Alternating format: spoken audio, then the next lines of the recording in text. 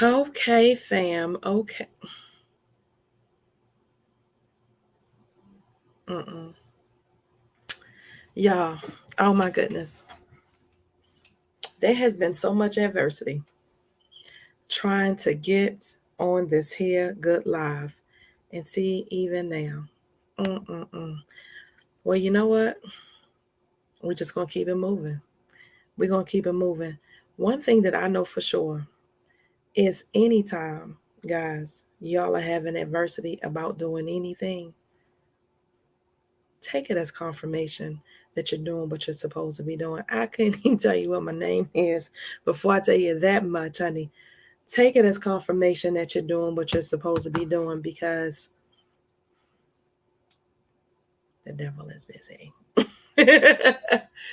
Always busy trying to discourage, trying to make you feel like you are not doing. See, I told you that wasn't gonna work out. Why are you doing that over there? All that negative energy, right? All that negative self-talk. No, most people will take that as, oh man, it's not working out. I'm not supposed to be doing it, blah, blah, blah. No, honey, no. Take it as confirmation. Understand that he wouldn't be working so hard trying to discourage you if you wasn't doing what you're supposed to be doing, if you wasn't walking in purpose, if you was out there, and just think about this thing right here. When you was out there doing God knows what, if you were just watching TV, chilling all day, guess what? The TV worked just fine. Get ready to do some positive messages, some positive posts. All of a sudden, you're going to have all kind of technical difficulties. Okay. I know somebody out there know what I'm talking about. Well, it is your girl. Miss Michelle Franklin and Miss Michelle Allen Franklin, honey, Miss DI, Mrs. Divine Intervention, Miss Community Builder. I'm getting my puffy on. I got enough names, don't I love it, honey. All of them divinely given to me. It's just who I am. This is what we're doing. Divine intervention. Why? Because there are no coincidences in this world, honey. Only God's divine intervention in our lives. And that is one thing. I ain't telling you about what I heard, honey. I'm telling you about what I know for sure. No coincidences. Only God's divine intervention in our lives. And if you're watching this stream right now, honey, it's a divine intervention. You need this message. So, honey, either you need it or you know somebody that needs it, or it's for both of y'all. That's how I feel about it. 9 times out of 10, it's for you and somebody else. So click like, click share, honey. Stop being stingy. Share the message out. Show your girl some love. Click like, click share. Then go to the YouTube channel, honey. If you're following or you're watching on YouTube, go ahead and hit that subscribe button. So whenever new content comes out, baby, you be the first one to know. Yeah, because it's going to be all good. It's all good. So guess what we're doing today? It is Tuesday, June the 27th, honey. It is Tuesday, June the 27th. We are doing reflections. Welcome. Reflections, choosing me guilt-free. I have never had so much adversity trying to get stuff out. What? That's not true. That's not true. Whenever I'm trying to do some positive, put some good positive messages and some good stuff to get some people what they need, stuff happens. And so, honey, I've just learned to persevere. Perseverance is the word of the day. Perseverance is the word of the day. Yes, I kept saying, why is this word coming up? Why is this? Why is this happening? It is so I can add perseverance. I think somebody needs that word today. Press on, honey. Press on. So I'm just gonna look up so I can tell you right now because I literally got the download. Perseverance is the word of the day. I'm going to tell you what it means. Let me look it up real quick. I'm going to give you an official definition. Perseverance definition. It means persistence in doing something despite difficulty or delay in achieving success. Somebody need me to say that again. I'm going to say it one more time for the people in the back. Yeah. For the people in the back, here you go. Perseverance is persistence in doing something despite difficulty or delay in achieving success, because we all want the accolades. We all want we want it right now. We are right now society, aren't we? We are. We are right now society. And so the delay, honey, could drive some people up the wall. Don't let it do it. Don't fall for the okie doke. Just don't do it. Just keep going, honey. Lord, I don't understand this delay. I don't know why this is happening, but you know what? I know that it's all working for my good. I used to be so stressed out about being late for stuff because people was talking about me being late, late, late, late, late. And and it's not even to give the okay to the lateness, but it's now to understand, even when I'm trying my best on the days that I am prepared and I'm ready to leave, I get my clothes and stuff together the night before. I have everything ready. Me and baby girl got our little stuff, and I done everything for her, and we done fixed breakfast and done all the things, and something happens and I'm still late to something. Guess what that means? It means I wasn't supposed to be there on time. It means that maybe there's an accident or something that's going on, something that's happening that is beyond me. I look at it as protection at this point. I stopped stressing about it. It is what it is. I wasn't meant to be there at that time. I will be there at the appointed time that I'm supposed to be there, and I get there when I'm supposed to get there. And so, because it is one of those things that will cause me to have increased anxiety, it will cause me to have, put me in a panic attack type of mode. It had that kind of grip on me because I was so stressing and worried about what other people were saying about me and what other people were thinking. And actually, I always like whatever else. People are going to talk about you regardless. It doesn't even like, it doesn't matter. You can get there on time and then they'll be talking about something that you got on or something that you did or something that you see. Honey, stop giving people so much control over your life, over your mental status, over your happiness, right? We're going to stop worrying about what people say. And so I just want to give you some point of reference for those of y'all that out there follow me. Your girl is a Christian girl. I loves me some Jesus. That is my homeboy. I loves me some him. God is my father. It's my brother, my sister, my cousin, my uncle. He's everything that you need, honey. Whatever you need him to be, your homie, lover, friend, however you want to choose to look at him. He's everything for me. So that's God and Jesus and the Holy Spirit. I love them all, honey. I love them just the same. So in 1 Chronicles 16 and 11, it says, seek the Lord and his strength. Seek his presence continually. That is whenever you're going through, Lord, I don't know why I'm going through all of this crazy, but you know what? I'm going to trust you.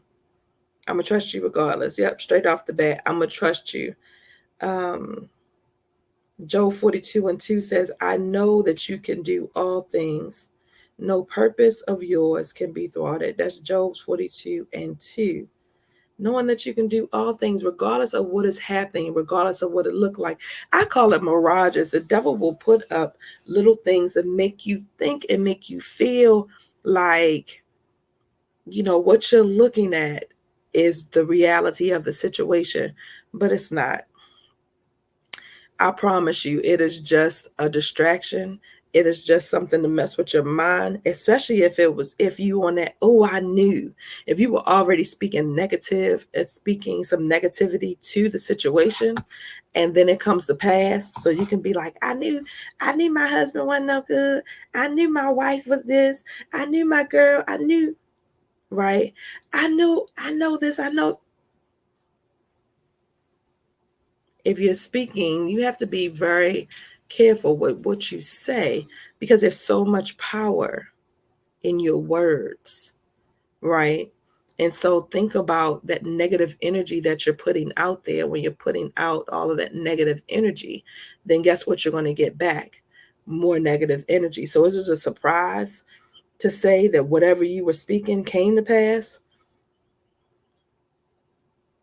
No, because you've been putting all that negative energy out there. And so of course the devil's going to create this mirage to make you think or make you like, or make you go ahead. He's going to co-sign that thing for you. Oh, you see, Lord, she don't believe in you. You see, he don't believe in you. He over here talking all this. He don't think it's going to work out.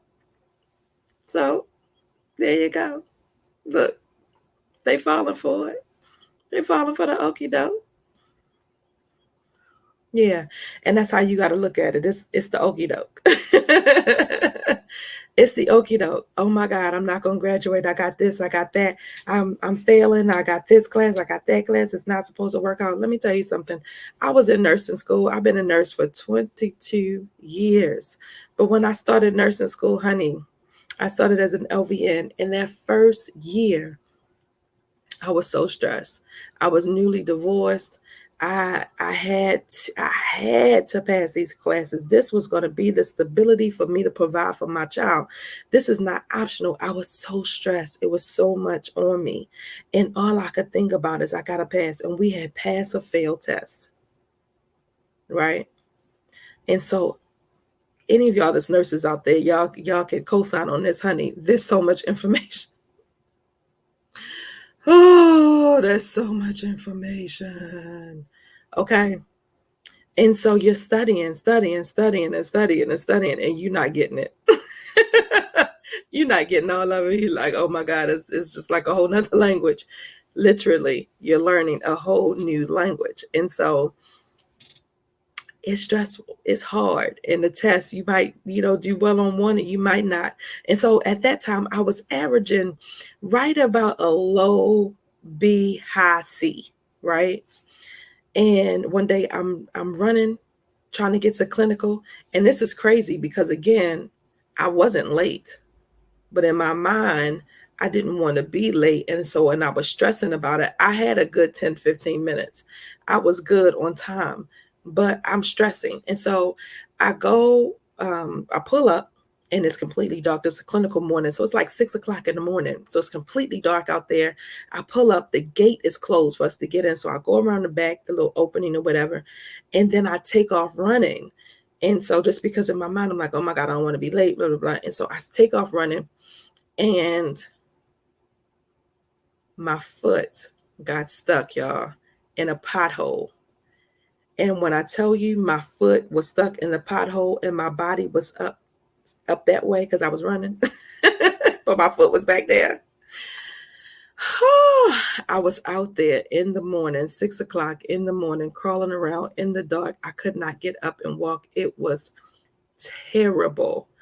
And so the mailman ended up coming and finding me. Like I look up and these lights are coming towards me.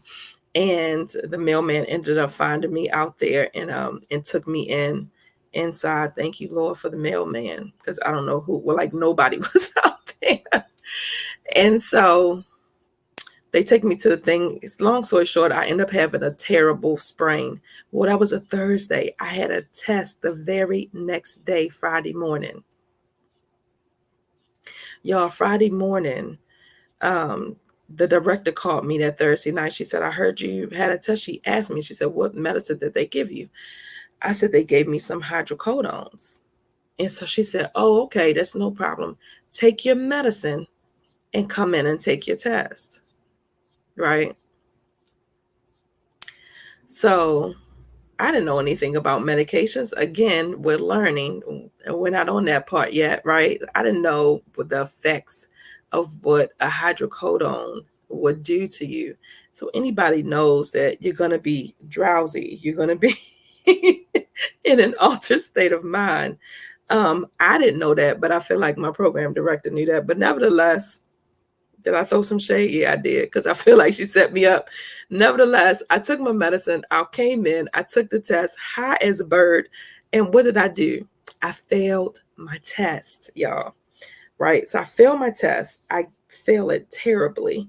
And so my grade point average came down. I never was able to get my grade point average up again after that. And so at the end of the semester, you had to have a 76 to stay in the program. And I had a 75 points, whatever it was. It was just like, and they did not round up.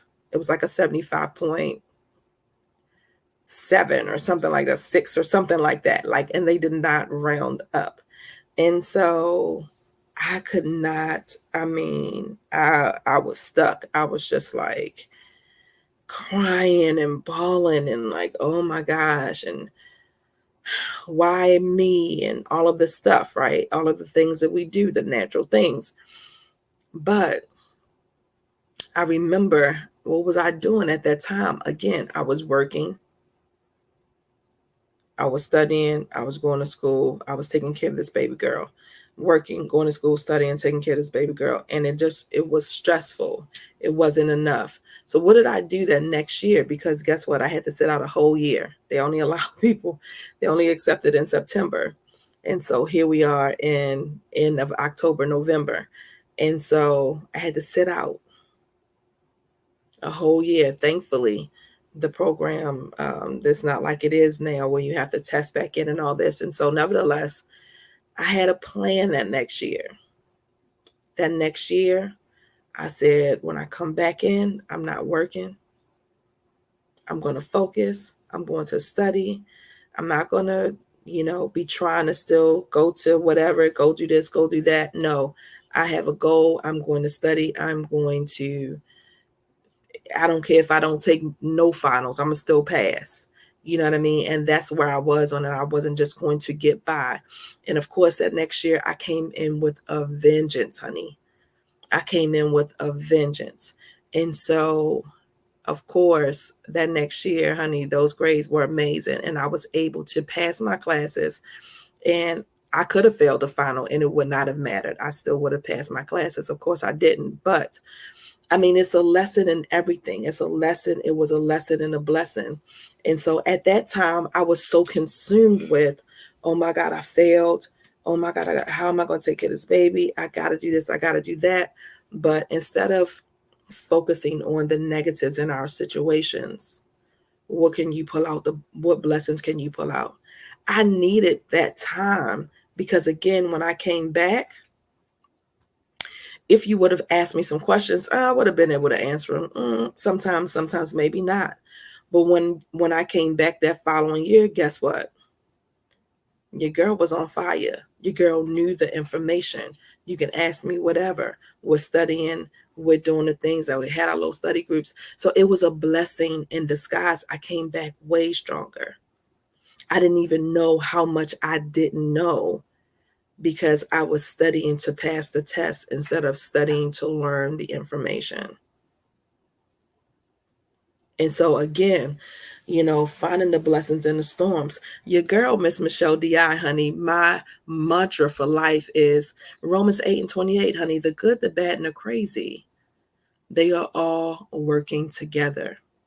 And so once you start looking at life in that perspective, even when the crazy comes, you can find some way, you can find something that you can be grateful for, that you can, figure out what is my lesson, even if you don't understand it all, because it is that thing, honey, of leaning not to your own understanding. That's scripture.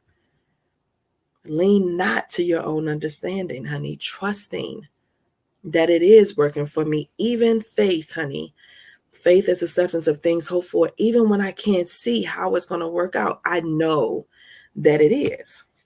And so, again, getting to Reflections Choosing Me Guilt Free, that is an encompassing, it is an encompassing of a program that I've put together of all of the things that I have gone through, that I've been through, and then all of the programs that I have to bring me to the other side, to bring me to what I call generational wealth, which is joy, love, peace, and abundance of faith, understanding, and happiness, right?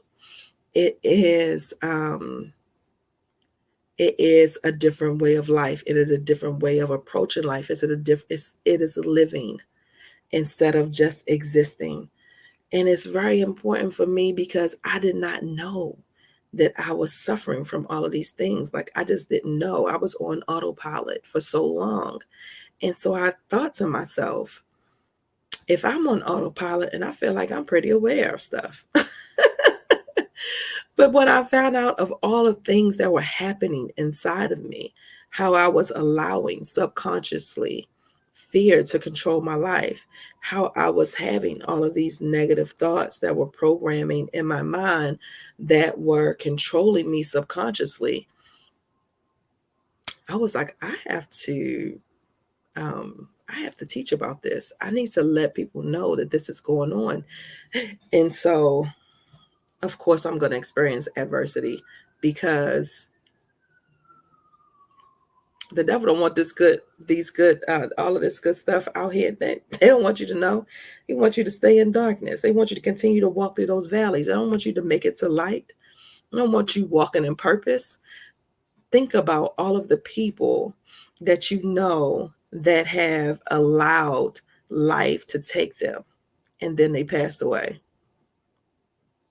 Think about all the good people that you know that have passed away, that had some great talent, that died suddenly, that died tragically, that were like the smartest people or the greatest people or the kindest people that deposited something into your life. Think about those people. I have so many people that I can think of, but that is the devil's goal. And you can call them whatever you want. I call them the devil because I know that there's good and there's evil in this world. And I don't dress that up. I don't dress that up. I feel like that it is his job to come and distract. It is his job to come and deter.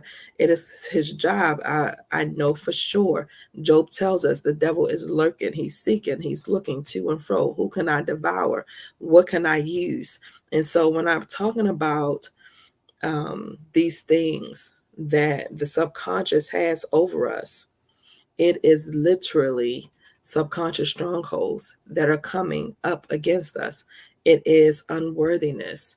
It is anger. It is shame. It is guilt. It is doubt, self-doubt, right? All of the negative self-talk.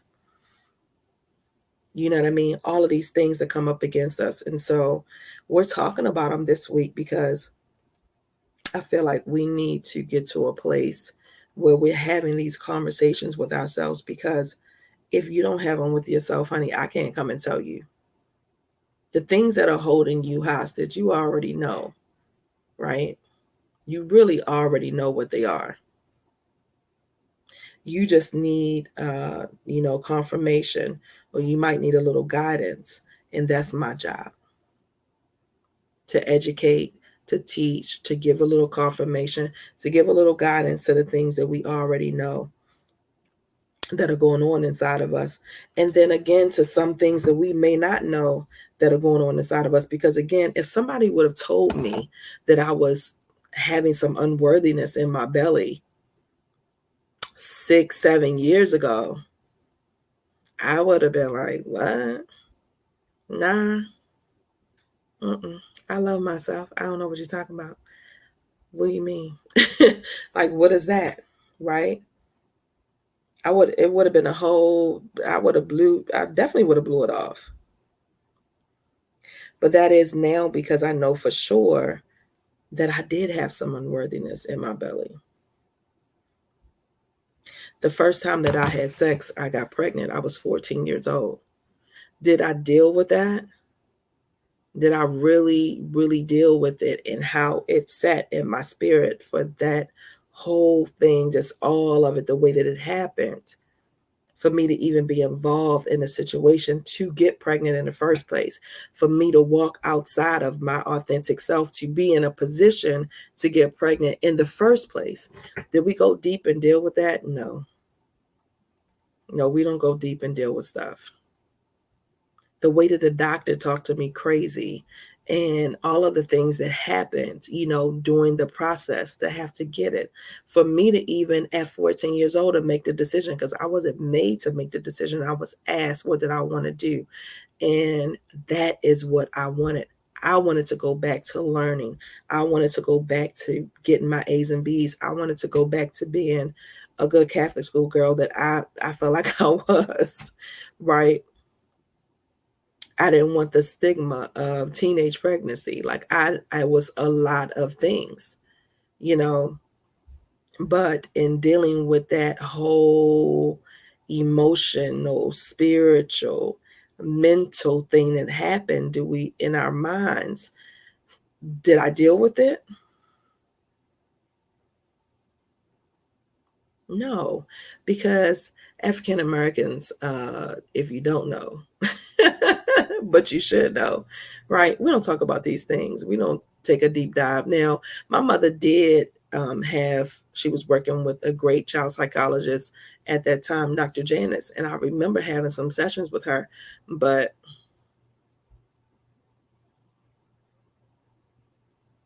no, no, I didn't deal with it. I didn't talk about it because I was in denial about the whole thing. And at that young age, of course, I didn't realize, all that came along with the decision that I made at that period of time. Now, would I make the decision again? I would. I would, because I wasn't ready at that time. I wasn't all ready at 17, but 17 years old, I found myself pregnant again. Why? Because not dealing with the other things that were going on. And that's something else we'll talk about later. But nevertheless, we all have these subconscious things that are going on. But I'm grateful. I hear Marvin Sapp singing, "Grateful for it all." I'm grateful for it all. Because had I not had the abortion at 14, I would have had one at 17. My baby girl, my boo, she was meant to be here, right? The other baby was not, right? And that's just how I look at it. And had to come to peace with all that. But again, the unworthiness that developed in my belly because of that. If you're walking around with any kind of weight, and I don't mean physical weight, but if you do have some physical weight, it pertains to you as well. But I'm saying, if you're walking around with any kind of weight, if you're walking around with any kind of belly fat, even as small as you are, if you got a little pudge, if you're walking around with chronic pain,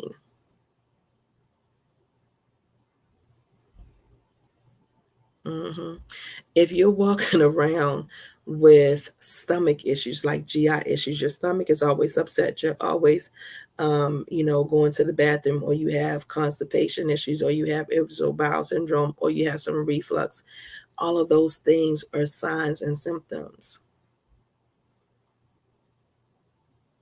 They're subconscious strongholds. Yeah, if you have any kind of inflammation in your body, if you have, diabetes, high blood pressure, if you suffer from stress, if you suffer from chronic fatigue, if you suffer from insomnia, not able to sleep at night, there's some subconscious strongholds going on. And it shows up in the physical, but it's very much a mental, spiritual, emotional thing that is going on, that's happening, process is happening in your body. And it's been over so long a period of time. That's why you're going through these things and pills are not working. That's why you're going through these things and um, you might go down and you might diet and you might lose 30 or 40 pounds and then you gain 50 or 60 back because you're not dealing with the in the pit of the belly stuff. You're not dealing with the subconscious strongholds and understand how it's all playing a role. And so that again is what we are dealing with this week. We are dealing with, I said every time I go live, I get itch or something going on. I never in my life. Um, but that's what we're dealing with is the subconscious strongholds. And so I'm just grateful to be in a position to be able to share and to be able to open up to you guys about this. Now,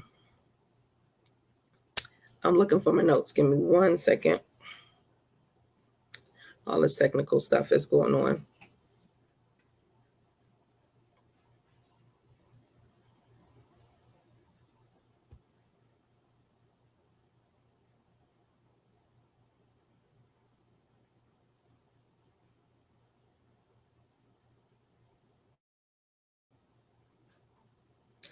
I'm sorry, okay.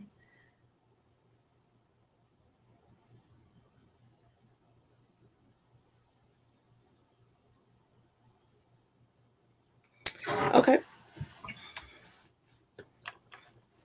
So my note is not working, which is fine. I'm just like, at this point, it's so much.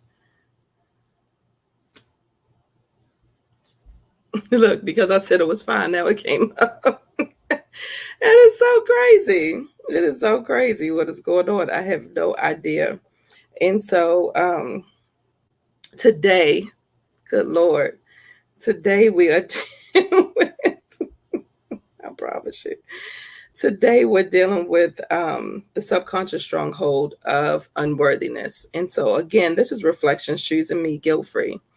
The 7-day experience. Each and every day, we're going to cover a topic that, has to do with something I call demonic entities. And demonic entities are just that, those things that are subconsciously holding you back. And for me, I feel like it's very strategic that the devil will use things, this evil demonic entity out there is strategically trying to mess with your mind. It will use the people that we love the most. It will use your family members. It will use your friends. It will use your coworkers. It will use whatever to throw you off of purpose. And that is one thing that I know for sure. And so I'm going to go over the signs and symptoms of unworthiness. And so if you're experiencing any of these things, then, it's just a wake up, right? It is just a wake up, something for you to look at yourself to say, hey, am I doing any of these things? Because again, I did not know that I was having any unworthiness inside of me. I had no idea until I got very intentional on looking and paying attention to the signs. And then I'm like, check, check, check, check.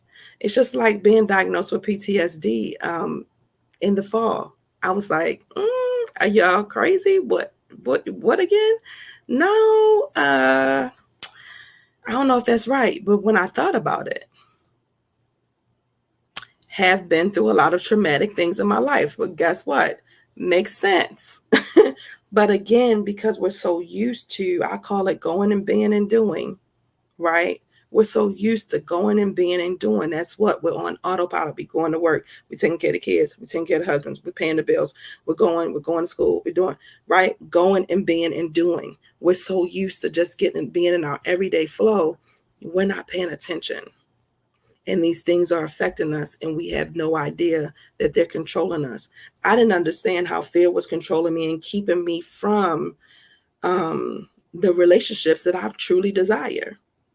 I had no idea fear was controlling me in that way.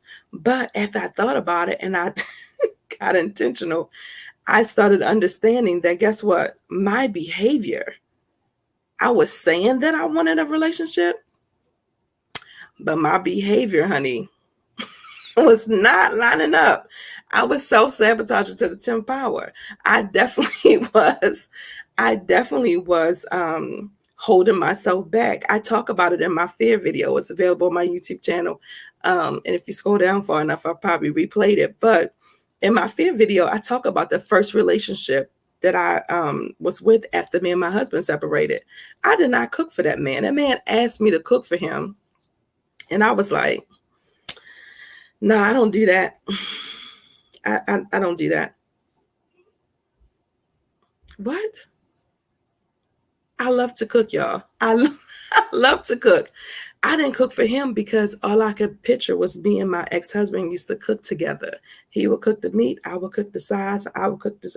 You know what I mean? And I didn't understand, and I didn't even know that I had processed that thing, so that cooking is personal for me.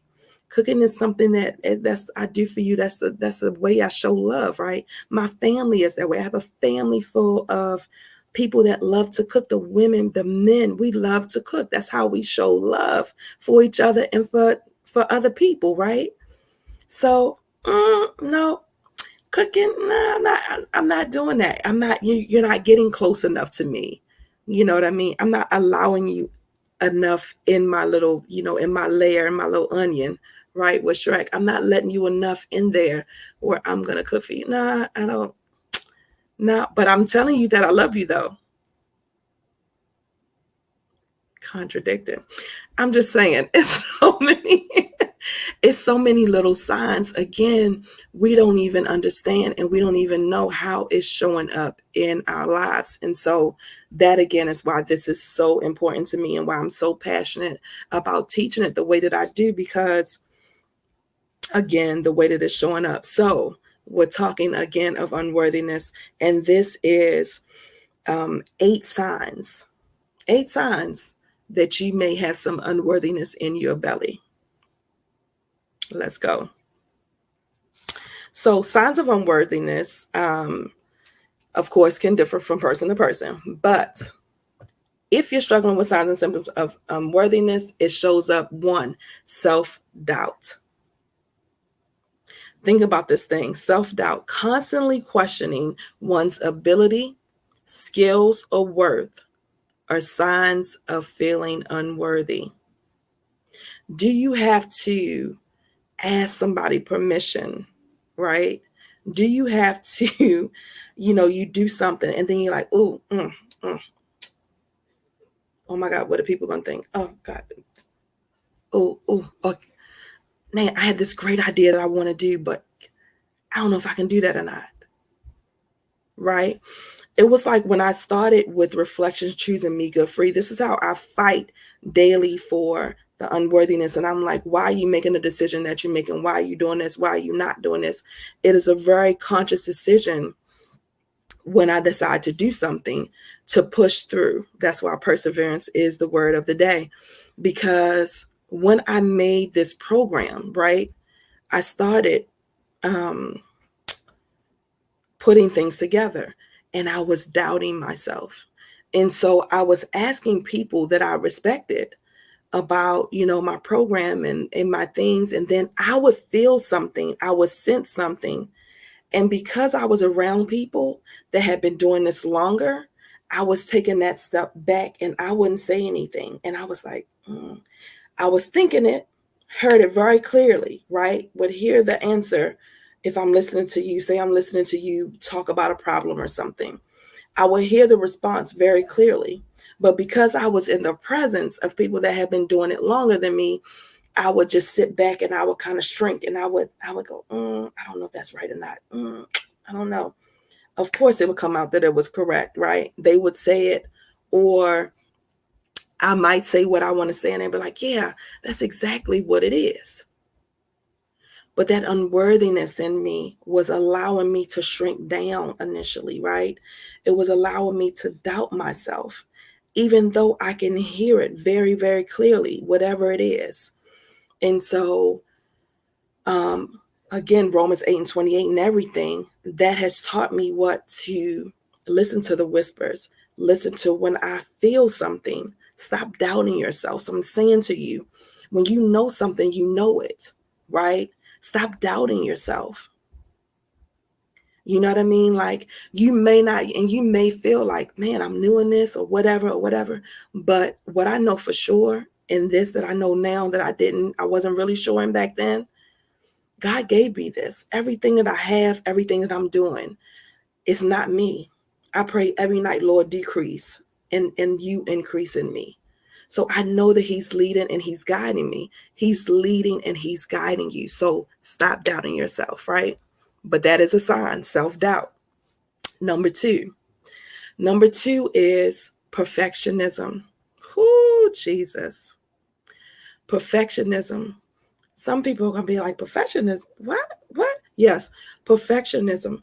Perfectionism is setting unrealistic high standards for oneself and then feeling inadequate or unworthy when those standards are met. Is common among people who suffer from unworthiness. And so what does that mean? It means, so you start to do something, right? And if the T's and the I's are not doubted, oh man, you know what? I can't do it. I'm not going to do it. It's just forget it. It's over. I'm not doing it. Again, if it was given to you to do, it's something that you're supposed to be doing. That means it's not even for you. Somebody else needs it, right? So I'm thinking, so I can only use myself as an example, right? I started this program on Sunday. I'm using this amazing app. I've been using this app, right? Been using it. I go live, and for whatever reason, it's saying that I'm live, but I'm not live and broadcasting on any live channel. I was broadcasting live in the studio. I could have easily gone, you know what? I was supposed to start this on Sunday, and what are people going to think? This is not right. It's just not going to come together. Just forget it. It wasn't meant for me to do it. No, it's not going to be perfect. I'm going to tell you, anytime that you are doing anything, anytime that you're walking in purpose, whatever you're doing, the devil again is going to get busy. And if you are one of those people that need everything to be perfect, guess what's not going to be perfect? Everything. Any and everything. You are going to get and cross adversity. Every freaking thing that you're trying to do, something is going to happen. Again, this is why perseverance is the word of the day. Cut it out. It does not matter what you are trying to do. Stop. It doesn't have to be perfect. Do it anyway. Do it anyway. Number 3, self-sabotage. This is huge.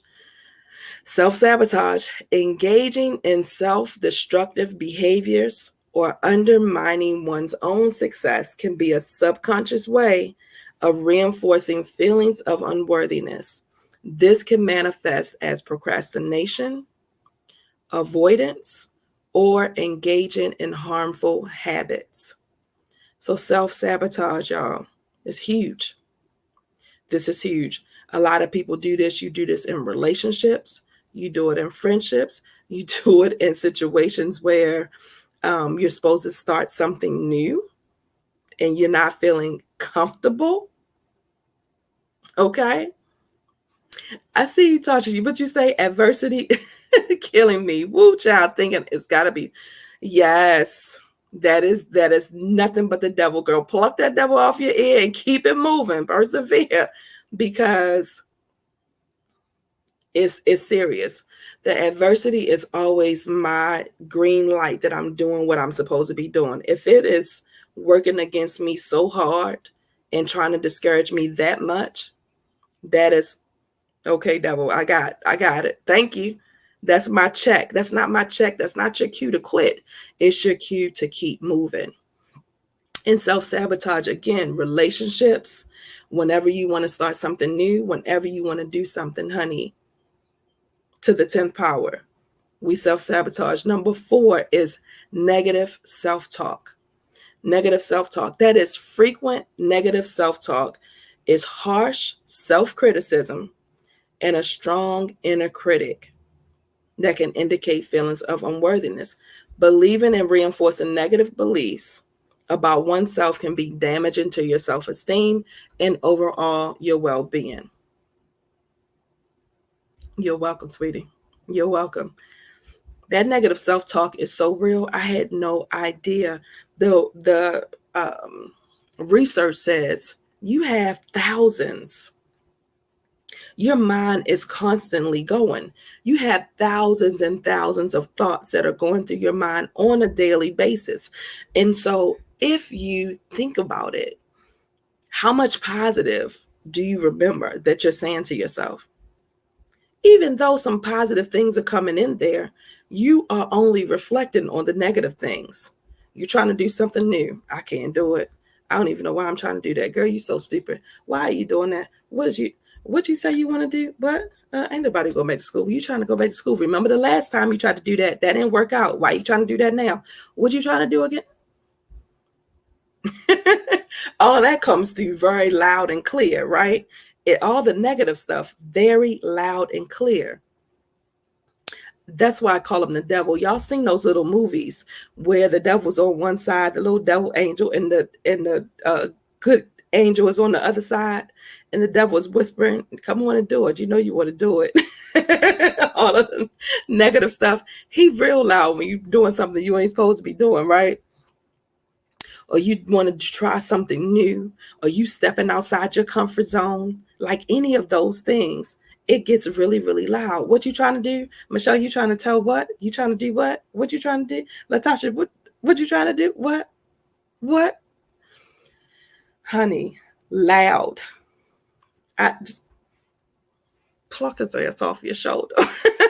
That's what I say, honey. Pluck them off your shoulder, because that negative gets so loud.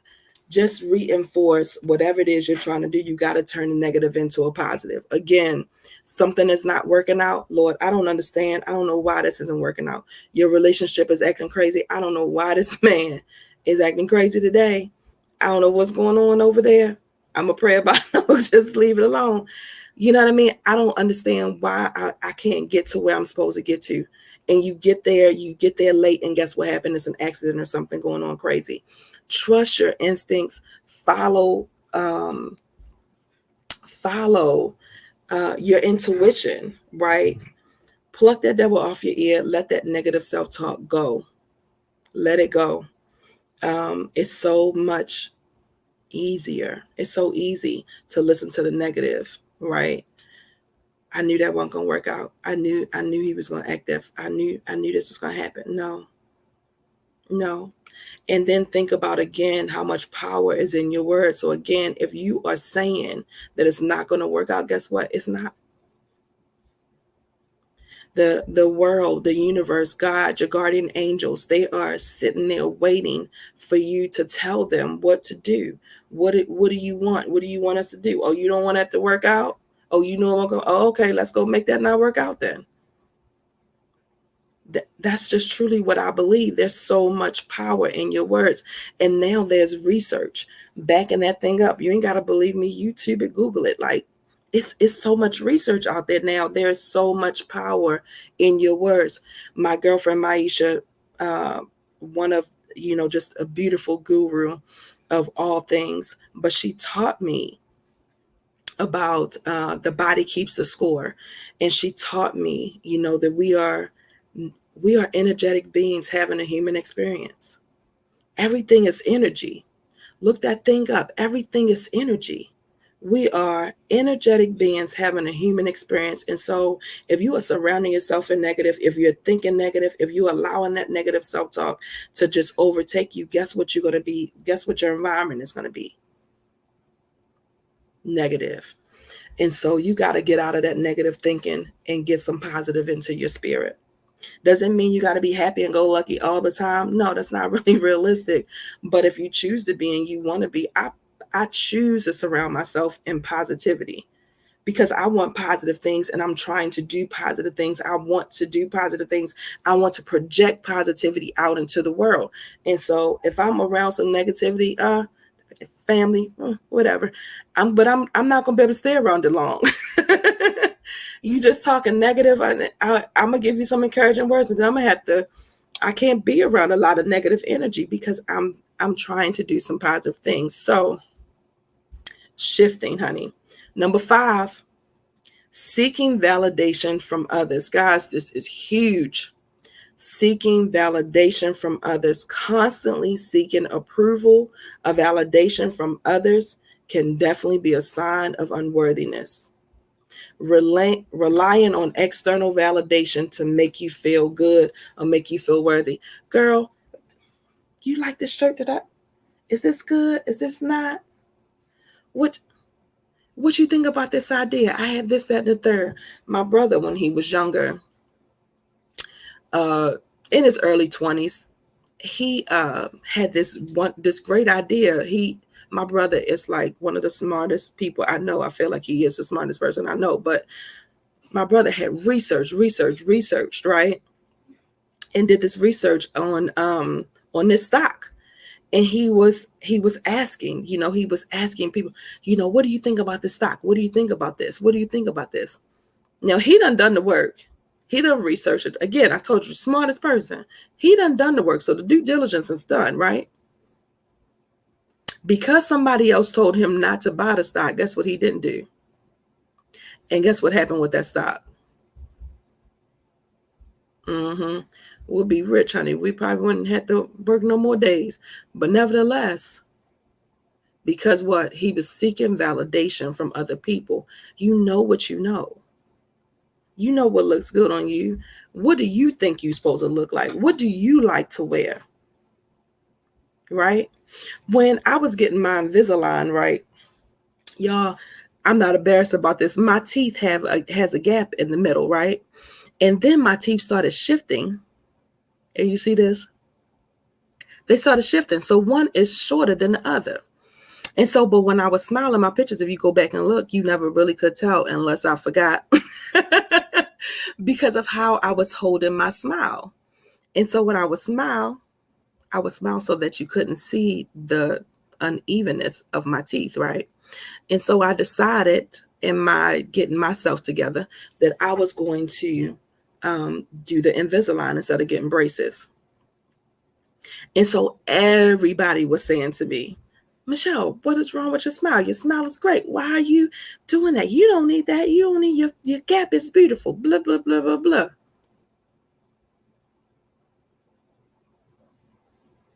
Excuse me. I'm not trying to be funny. But if I don't like it and I have the means to fix something that's on my body that I want to fix, then guess what? I don't need anybody's opinion about it. I'm doing this because this is what I want to do. I'm not doing it because somebody else told me or whatever. I'm doing it because it's something that I want to fix for myself. Because I'm about to be getting my Oprah on cameras, lights, action. And I want my smile to be right when I get on a national stage. Yeah, I'm manifesting, speaking it all into existence. I'm getting myself ready. Honey, yes, I don't want to be thinking about, am I smiling right? Did I forget to smile? Did I whatever? No, I don't want to do that. So I don't need anybody's validation, honey. I'm telling you, you don't need anybody's validation when you get ready to do something. But if you are, right, seeking validation, because there was a time where I might have been like, I would have taken whoever's word, and no, I might not have done it. No. Number 6. Number 6, difficulty accepting compliments. This is huge. Difficulty accepting compliments. People struggling with unworthiness often have trouble accepting compliments, or they downplay their achievements. They may feel uncomfortable receiving praise and may believe that they don't deserve it. Is that you? Do you feel uncomfortable? I know a lot of people, like, you cannot say thank you, or if you start talking about something or giving them, you know what I mean? Like, oh my goodness, thank you. You helped me so much. Or, oh my God, girl, you are so beautiful. Oh my God, this, that, and that. I am good for a compliment, of giving somebody a compliment. Like, I'm always, if I see something that I like, oh honey, I'm going to tell you, like, every day, all day, I'm walking in, perfect stranger. And some people accept it, and some people are like, oh my God, this girl is crazy. What did you? Oh no, it's nothing. If you always like, oh no, that was nothing. Oh no, I did. Or you just, that's the downplay, right? Oh yeah, girl, yeah, but that's really wasn't a big deal. Is that you? You got some unworthiness in your belly, honey. I'm just telling you. My thing is that if we don't know that we have these things, right? And this is why this is so huge for me, because again, I didn't know. If you don't know that you have this unworthiness in your belly, how you going to fix it? How you going to fix these things? How you going to, address the issue if you don't know that it's there? Okay. Number 8, fear of rejection or abandonment. Fear of rejection or abandonment. A deep fear of rejection or abandonment can stem from feelings of unworthiness. This fear may manifest as clinginess in relationships, and an ability to trust others or a tendency to push people away. So it is the, before you leave me, I'm going to leave you, right? That tendency to push people away. Oh my God, you said what? What happened? What you? I ain't even fooling with you no more. I ain't doing that, right? You just straight getting rid of people. The rejection or abandonment. I definitely, in my relationships, I definitely over the years, because I was 18 when I got married. I was 20 years old when my husband came home and said he didn't want to be married anymore. And so for me, I was like, oh, I am never doing that love stuff again. I'm not doing it. Right. And so it wasn't as if I wasn't in relationships after that, but the relationships that I was in after that, I definitely was going to leave you before you left me.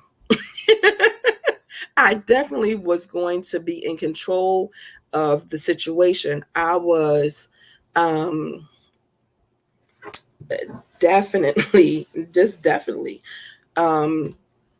not putting myself, like I said, all the way out there. Like I realized once I started being very intentional about looking at me and why I make the decisions that I make, and just dealing with the whole thing, just like looking at all of me, right? Mind, body, spirit, emotions, all of it. I realized, I was like, man, I'm saying I love, and I loves me some love. I loves me some love. But did I deal with the emotions of my husband coming home saying he didn't want to be married anymore? When my husband asked me, my ex-husband asked me to marry him, I said no, right? And then of course, things came back around, worked out, whatever. And we got married. But initially I said no. And I didn't say no because I didn't love him. I said no because I was 17, I was pregnant, and I didn't want to get married because I was pregnant. I'm like, I want us to go to school. I want us to, he had football scouts. I want you to go play football. I want you to, and if we're supposed to get married, then we'll get married. You know what I mean? But I didn't want that to be the reason. And so I said no. And so then I'm thinking, fast forward 2 years later, I'm all the way in, I'm all the way committed. We are doing the daggone thing. Yeah, we're struggling financially, but we're young. You know what I mean? Looking at everybody else's stuff. And we didn't have much in our little house. We were renting out furniture, and our neighbors, they had been overseas and had made all this money, been in the service for 20 years. And we were comparing, I feel like, our house to their house, which is another mistake. You should never compare your life to somebody else's life, right? So we want our life to be what they had put in 20 years of work. We just fresh in, you know what I mean? Why are you comparing? But again, because of him coming home and saying he didn't want to be married anymore, and then me not even dealing with the emotions, I was just kind of like, because I told him when we got married, I said, if you ever change your mind, just let me know and I'll leave, right? So, but of course, 2 years in, I'm not thinking that's going to happen at this point. So when it happened, that's abandonment to me, right?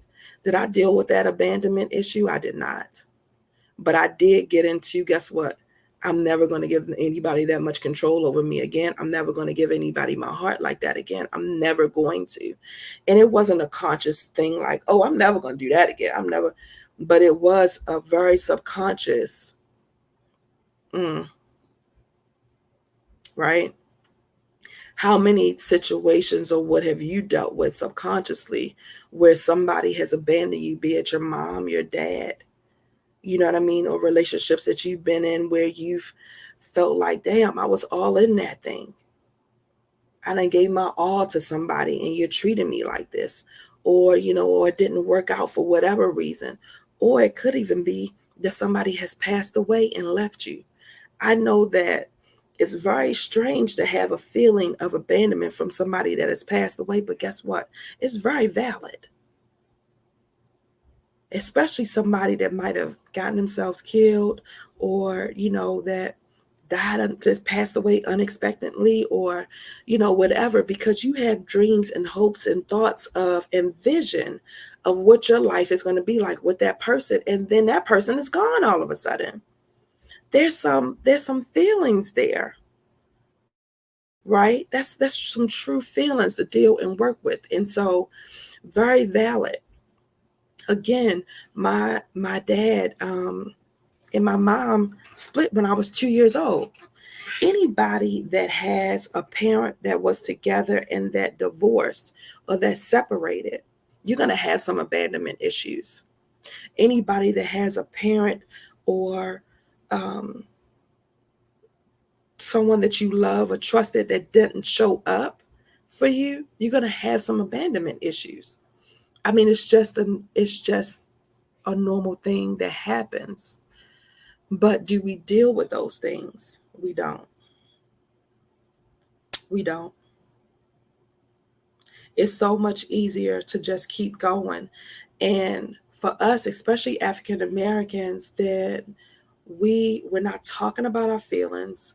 We're not expressing ourselves in much, right? We're drinking. After me and my ex-husband split, guess what? I started drinking.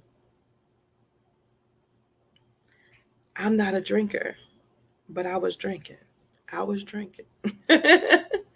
Why? People start smoking, people start sexing, people start, jumping in and out of relationships trying to mask the pain, right? It's all a masking thing. You know what I mean? And so, again, abandonment is a huge one. That is why adverse childhood experiences, divorce is a big thing, because the abandonment from a divorce is traumatic for children. And so it does put this unworthiness in your belly. It is, feelings of, am I enough? Why wasn't I enough? Right? It gives you these feelings that, again, we don't really express, but they are there. And so I want people to know, again, the unworthiness is real and it shows up, in these things. It's not on here, but it shows up as in your relationships. Again, how you're choosing people. If you're staying in relation longer than you need to stay in relation, right? Some people feel like they deserve the things that are happening to them. That's unworthiness in your belly. That's because of something, some decision or something you've made in your past that you're still, again, subconscious strongholds, chains. Something is holding you to the past that is making you feel like you deserve to stay stuck in a relationship with somebody that doesn't love you or isn't showing you the love that you deserve. It's unworthiness in the belly.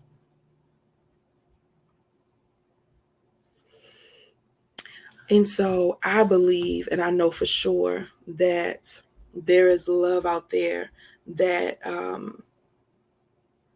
and there's relationships out there, that somebody is worthy of your time. Somebody is worthy of you. Somebody is worthy of me being my whole self, right?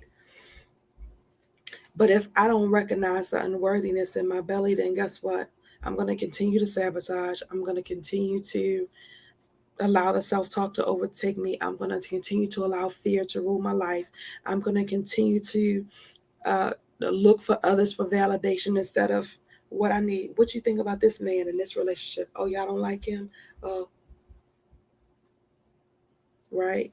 You're going to constantly be looking outside of yourself for the things that you need. Nobody can give you what you need. Nobody can fix this for you, right? Nobody can fix this unworthiness in my belly. I have to get up every day. I have to persevere through. I have to acknowledge, Michelle, why are you doing this? Are you doing this because, why are you not doing this? Are you doing this because? I have to ask myself the questions. You have to ask yourself the questions.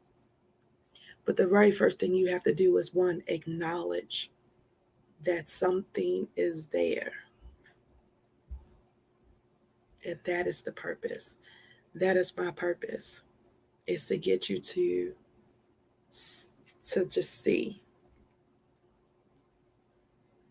We really can't move forward until you see, right? Until you see it and you acknowledge it. And then Number 3 is you got to want to do something about it. Some people are just stuck in complacency, right? You got to be sick and tired of being sick and tired. I'm sick and tired of this weight on my body, right? I have the power to do something about it. I allowed outside people to control me in a way that I allowed all of this to happen because what? The emotions that I allowed people to spew on me. I gave that control to them. Are you giving control of your life to somebody else? We do that. We do that.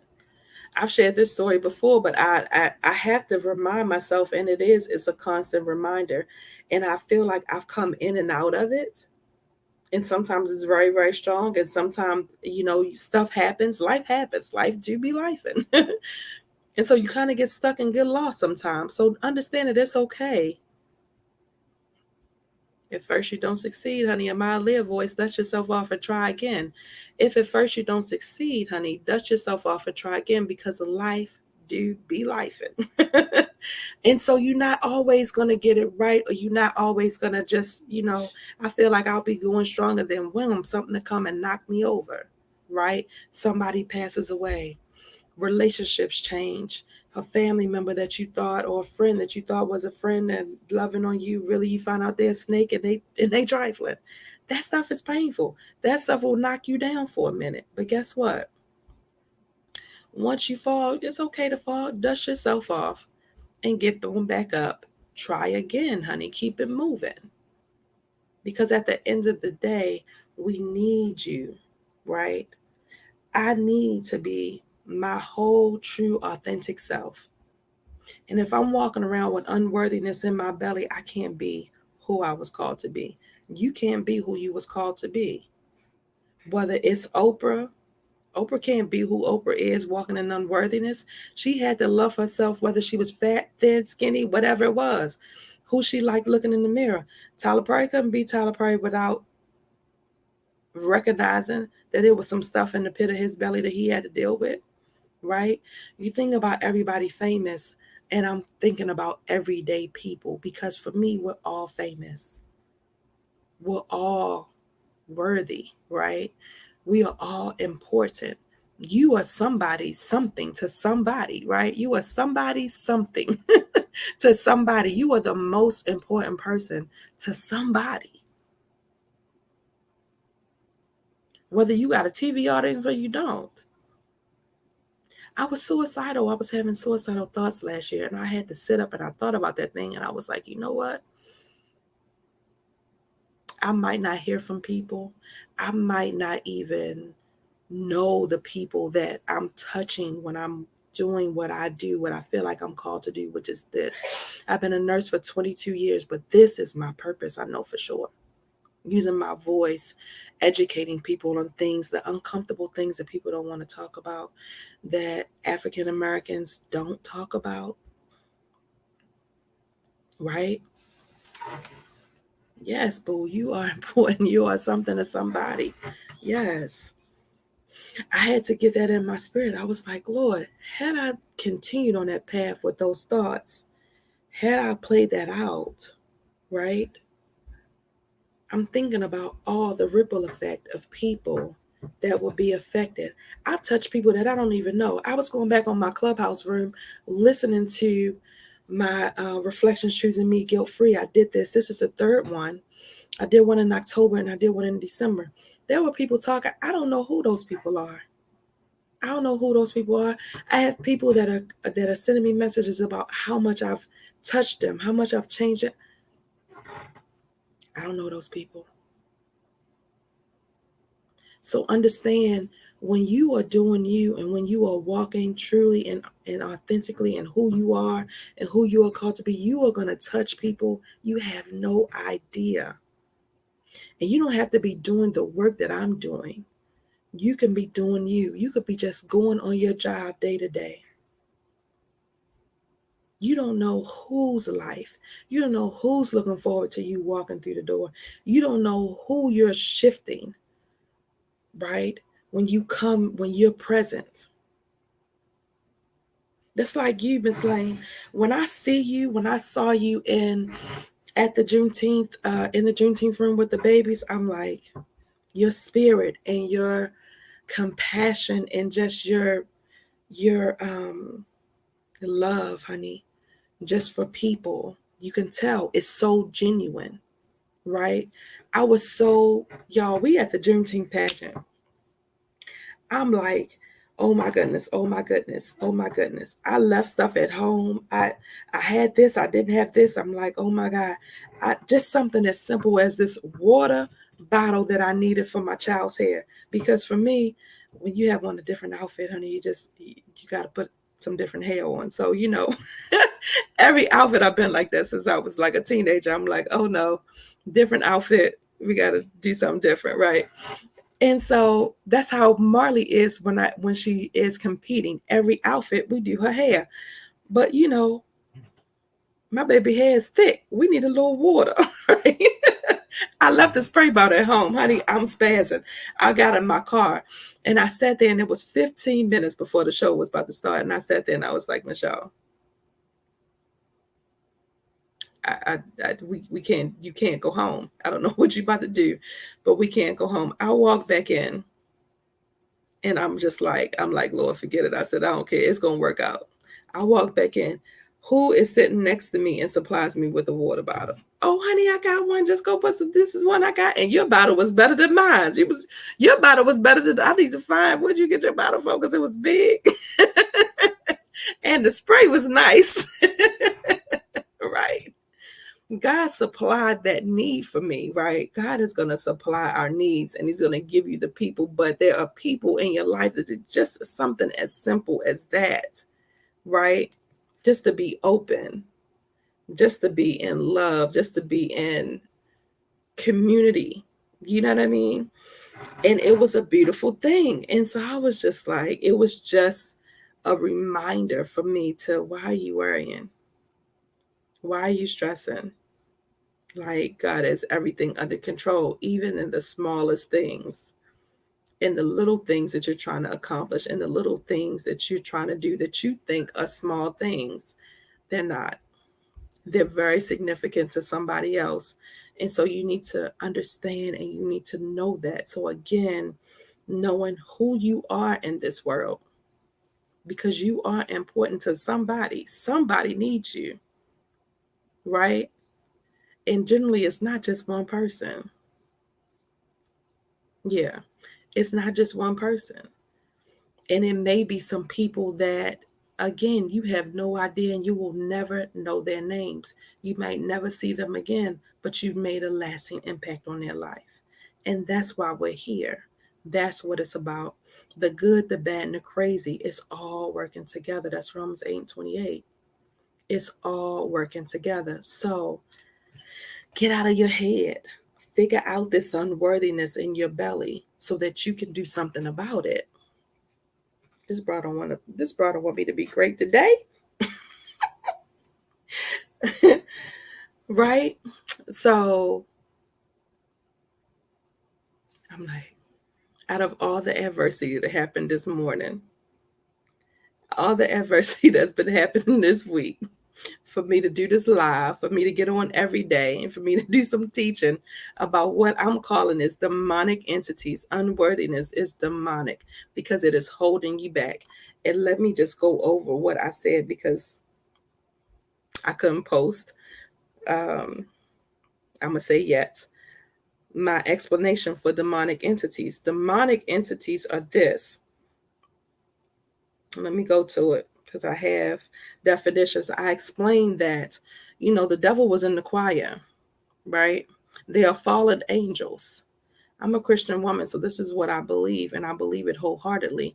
There are negative things and negative, adverse things out in the world that is very much assigned to you, right? Assigned to keep you from purpose, to keep you from whatever it is you're supposed to be doing, to keep you from being the positive light that you are in the world, to keep you in negativity, to keep you from locked up and chained in your mind, right? Because if the devil could get you, I feel like his job is to get you, honey, to the grave with regret. If he can keep you and keep your attention and keep you long enough to get you to the grave with to regret, then guess what? Check, got another one. Check, got another one. And so demonic entities are supernatural beings or spirits that are believed to be evil in nature. They are often referred to in religious or cultural beliefs. Different cultures, belief systems have their own interpretations, but it is believed that they are depicted as fallen angels or spiritual beings who rebelled against a higher power, because of course this is what the devil did. He got kicked out of heaven, right? But I always thought it was just the devil. I didn't realize that it was the devil. And my old pastor, Jamal Bryant, used to call him the devil and his imps. But the devil and his imps. So it was more than just the devil that got kicked out of heaven. And so when I say demonic entities, these spirits, the spirit of jealousy, the spirit of unworthiness, the spirit of anger, the spirit of self-doubt, the spirit of procrastination, all demonic to me. What good is coming out of these things? If these things are holding you hostage, they're keeping you from being the best version of you. Demonic, right? Spiritual beings that have rebelled against a higher power or turned to evil, they are often seen as agents of chaos, temptation, and destruction, seeking to harm or possess humans. Think about this. When I was in a domestic violence situation, think about people that have been in relationships with people. Were they like that at the beginning? No, or you wouldn't have ever been with them, right? If you've been in a domestic violence situation, I have. Think about this. When that man or that woman in the beginning, they were the nicest and the sweetest and the most beautifulest person that you ever met, ever did see, right? What happened? What happened? I think of the movie Fallen, Denzel Washington. It is a movie where they talk about this guy and the spirits are jumping. The spirit is jumping and people are doing crazy things. People don't come into this world as a baby evil or doing evil things, right? You're taught those things and you learn those things, right? And you learn these different things. And then sometimes, if you've ever been in a situation where you feel like, dang, I have been in a situation where I have acted a whole fool, a plumb fool, and that is not who I am. What happened? Something came over me. Has something ever came over you where you're like,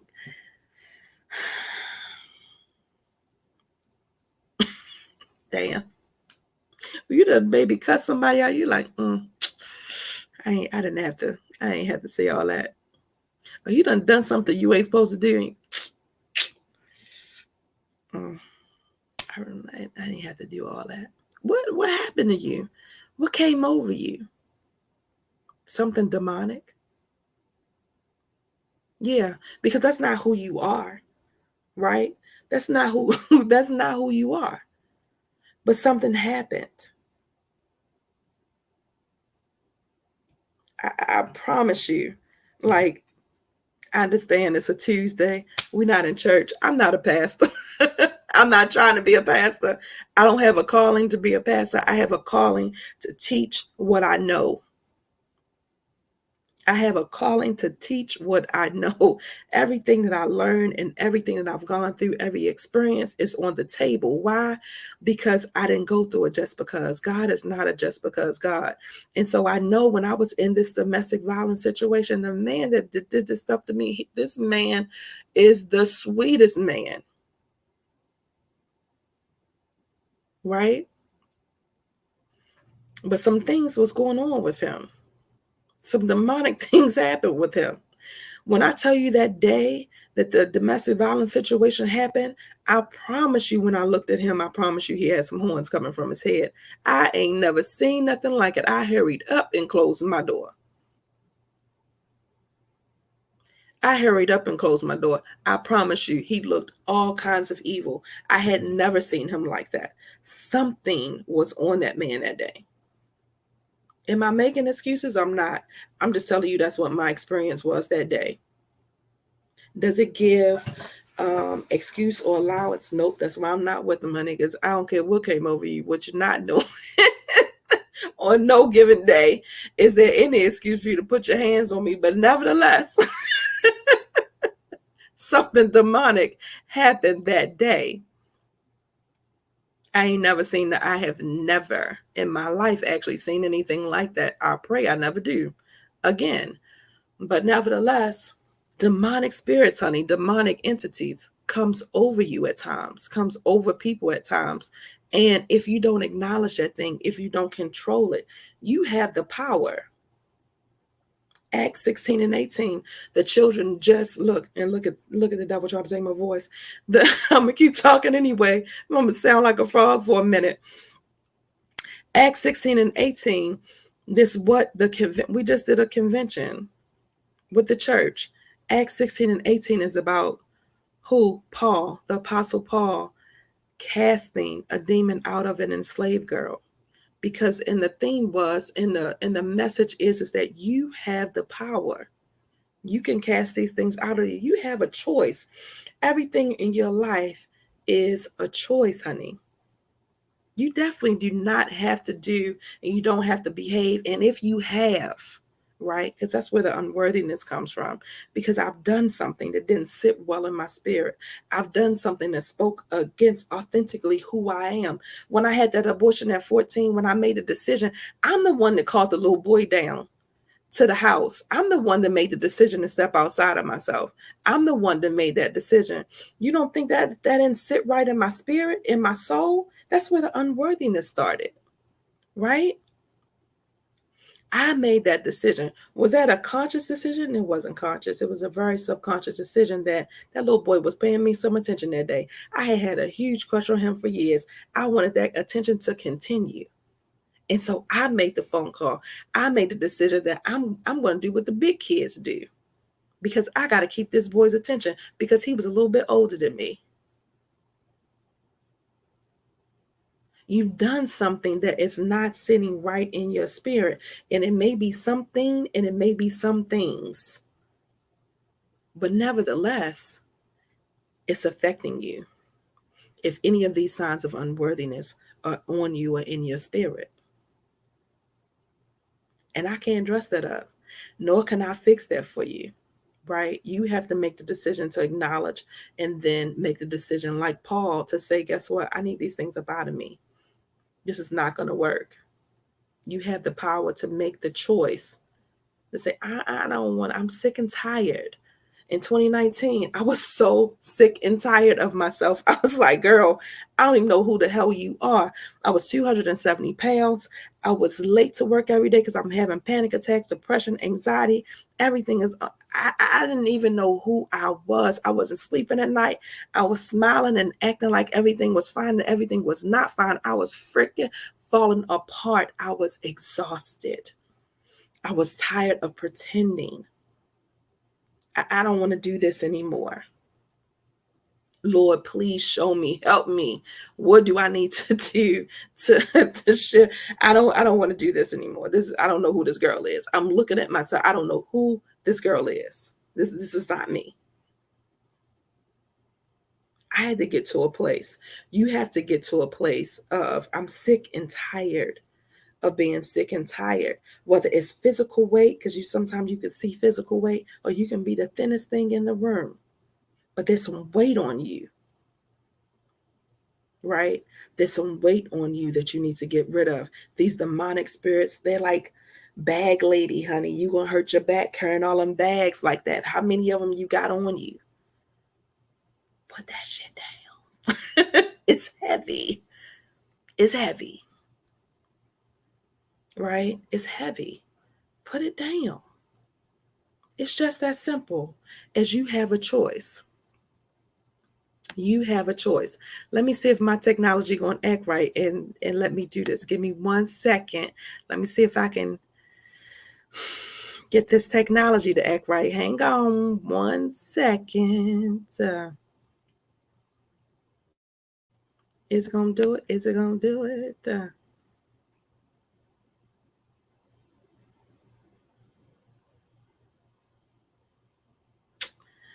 It is not. That's all right. What I'm going to do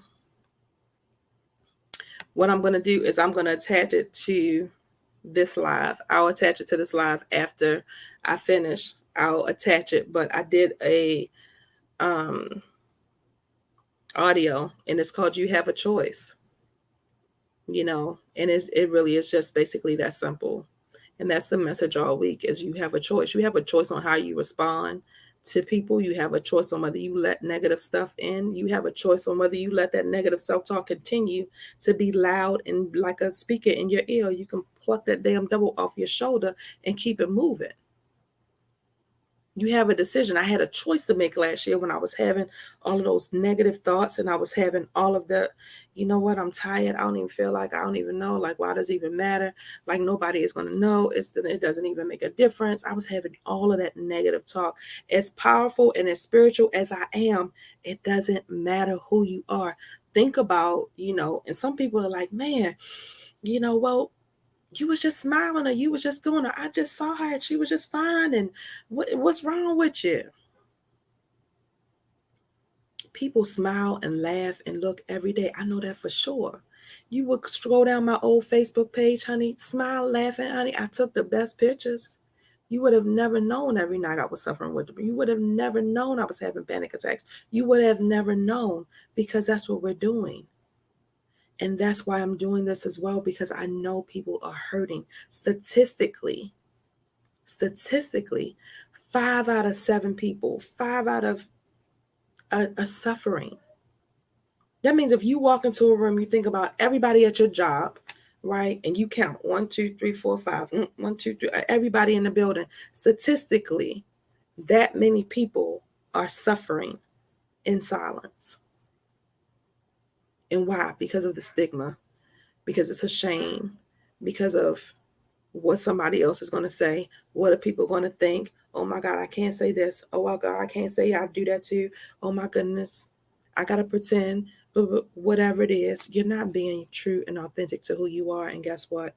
That is going to cause some disease in your body as well. That is the cancers developing. That is the chronic pain. That is the insomnia. That is the fatigue. That is you can sleep as much as you want to sleep and you're still tired. I'm not telling you about what I heard. I'm telling you about what I know for sure.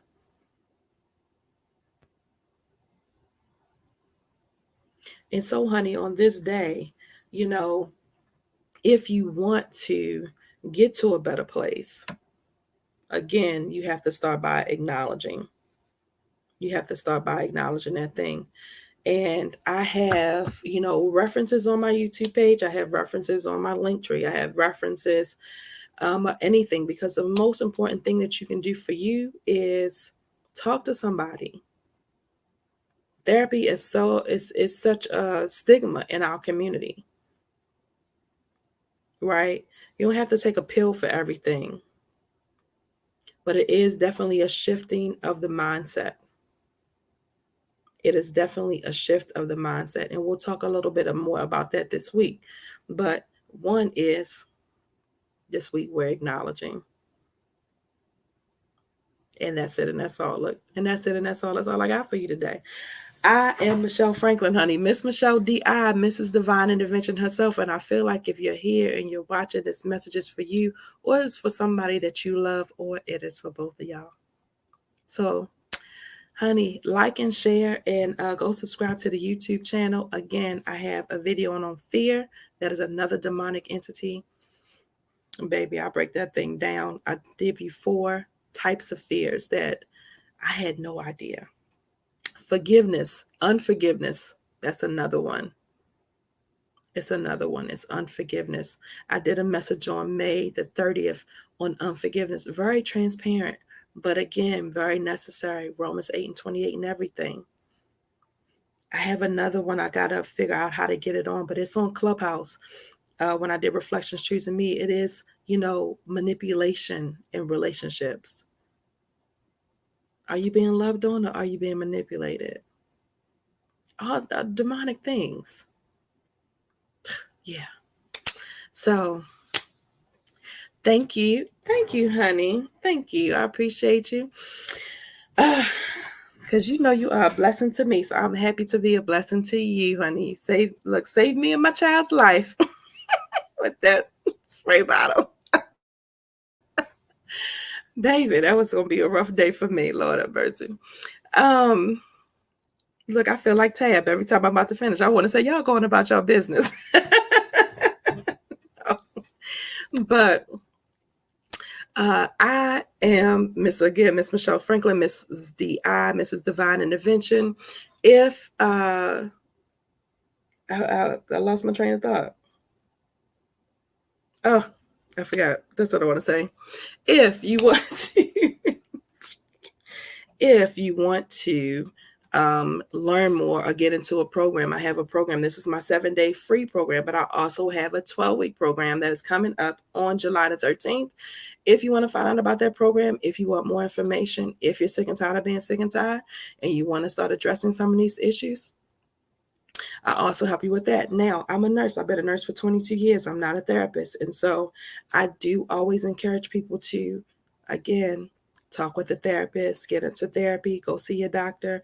You know, we talk about different things. We test about different things.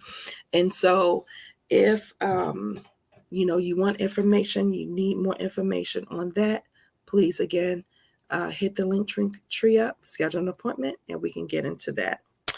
But I am Mrs. D.I., Mrs. Michelle Franklin. Again, I feel like I'm missing something. I can't think of what it is, y'all. I need to go eat something. I feel like my sugar's low. It's 152. I'm going to go eat something because I can't think of nothing else. I can't think of nothing else of what I'm supposed to be saying. I can't remember right now. But we'll be back tomorrow. That's what it is. We'll be back tomorrow. I gotta go eat. We'll be back tomorrow with another what I call demonic entity. Tomorrow we'll be talking about anger and how anger shows up. And then I'm going to also figure out with this technology how to play some of these replays of some of the information that that I've talked about earlier, things that I've already talked about that I feel like are, again, demonic entities in this world. All right. I think I've done all I've come to do today. That's it. I'm going to get me some food. I'm going to get me some food. Okay. Yes. I believe so. Okay. Well, I, like Mr. Les Brown, feel like when you walk in your purpose, you inspire other people to walk in theirs. And so, like Mr. Les Brown, I aspire to inspire until I expire. So that's what I'm doing. What you doing with your judgmental self? Stop judging people out there. Be kind to one another, honey. Until tomorrow, I'll see you then. Have a great day.